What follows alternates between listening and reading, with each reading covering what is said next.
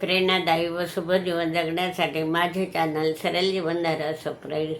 बापरे, अशी सोना असतात की सासूची कवडीची सुद्धा किंमत ठेवत नाही. हा आजचा प्रसंग मी आपणा समोर सादर करणार आहे. पुष्कळ सुना असतात, काही चांगलेही असतात, काही वाईटही असतात. सगळ्या सुना चांगल्या असतात असं नाही, किंवा सगळ्या सुना वाईट असतात असं नाही, पण ते आपल्या संस्कृतीवर असतं, परंपरावर असतं.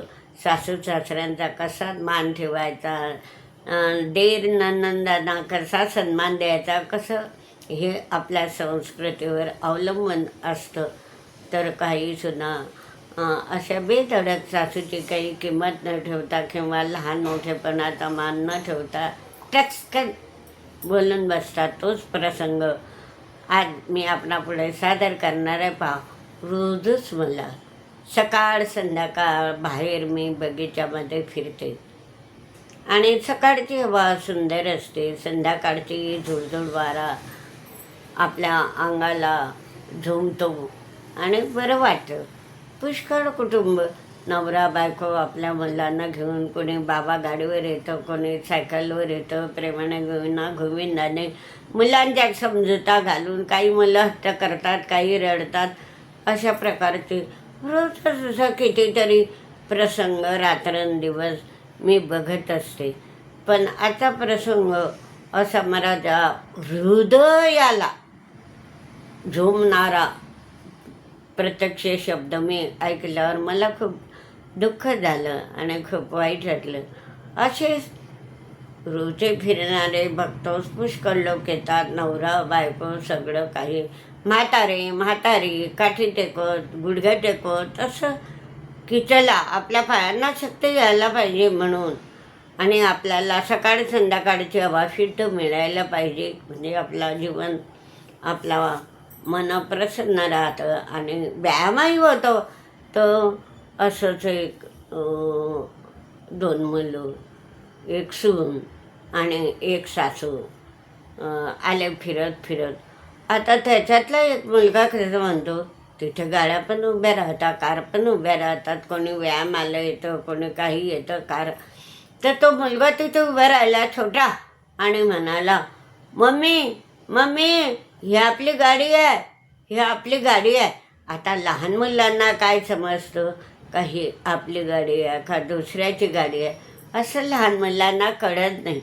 पण त्याचा हट्ट चालला, ही गाडी घे, ही गाडी सुरू कर आणि या गाडीवर आपण बसू आणि आपल्या घरी जाऊ, असा त्या लहान मुलांना हट्ट धरला. तेवढ्यात आजी म्हणते, नाही रे, ते काही आपली गाडी नाही आहे, ते दुसऱ्याची गाडी आहे, ती आपली गाडी नाही आहे, असं त्या आजीनं बोललो. तर त्यावर ते सुननं काय तिला उत्तर दिलं, हे आजी काय म्हणे, हे तुझ्या आजीला काही बोलायची अक्कलच नाही म्हणे, की लहान मुलांना कसं सांगायचं. तिला म्हणायची, तुमचं वय झालं म्हणे, पण तुम्हाला बोलण्याची काही अक्कल आली नाही. मग ते काय म्हणते म्हणे, ते आपली गाडी नाही. तर मी त्याला सांगते की बाबा रे, ते आपली गाडी नाही, आपली गाडी घरी आहे. हेच नाही म्हणे. तर ह्या म्हातारीला म्हणे, पाय म्हणे, तुझ्या आजीला अशीच अक्कल नाही, तिला असं उत्तर देता येत आहे का. थांब बेटा, मी आता आपण घरी जाऊ, चाबी आणू आणि मग आपली गाडी सुरू होईल, मग आपण जाऊ. आता एवढा विचार तो अशी टचकन ते सुनबाईनं तिला टोचलं. म्हणे बोलायची काही अक्कलच नाही. तिची अक्कल काढून म्हातारी हिरमसली म्हणून उभीच राहिली. नाही म्हणे बाई, मला काही असं उत्तर देता आलं नाही. मी कशी म्हणे साध्या भोवडेपणानं म्हटलं की चल बाबा, आपली गाडी नाही आहे, दुसऱ्याची गाडी आहे, तर याच्यामध्ये मी काय वाईट सांगितलं म्हणे, तुझ्या काय इतकं जीवाला जमलं, असे सासू म्हणली. तरी पण म्हणे, हा म्हणे, असं बोलायला डोकं लागतं, बोलायला अक्कल लागते.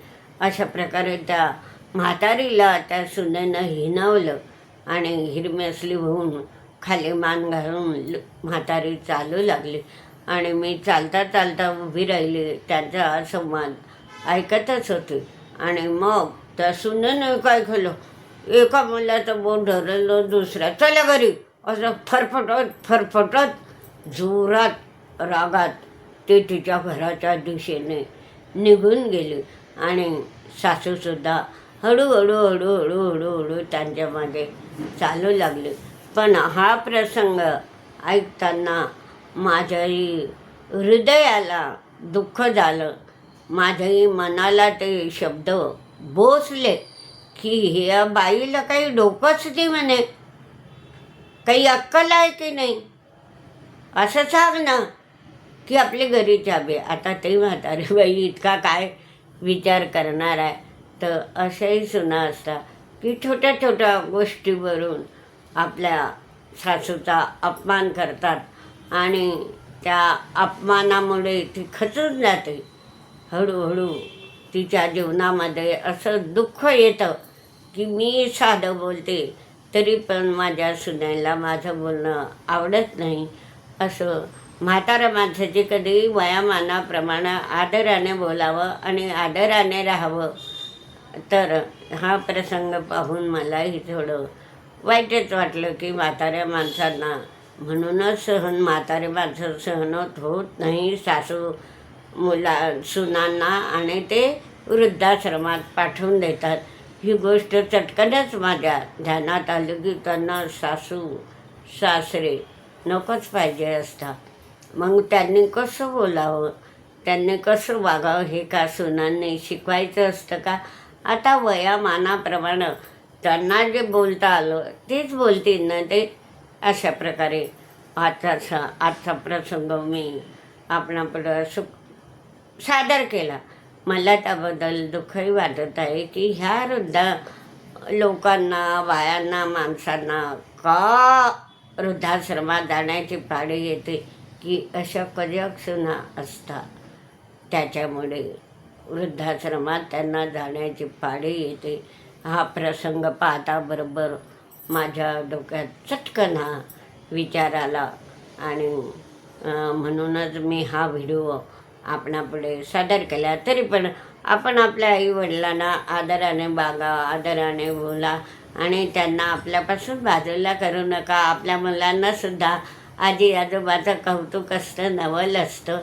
तर अशा प्रकारचा मी आजचा प्रसंग प्रत्यक्ष पाहिल्यावर आपणापुढे सादर केला आहे. तो अवश्य पहा आणि हा व्हिडिओ लाईक शेअर करा.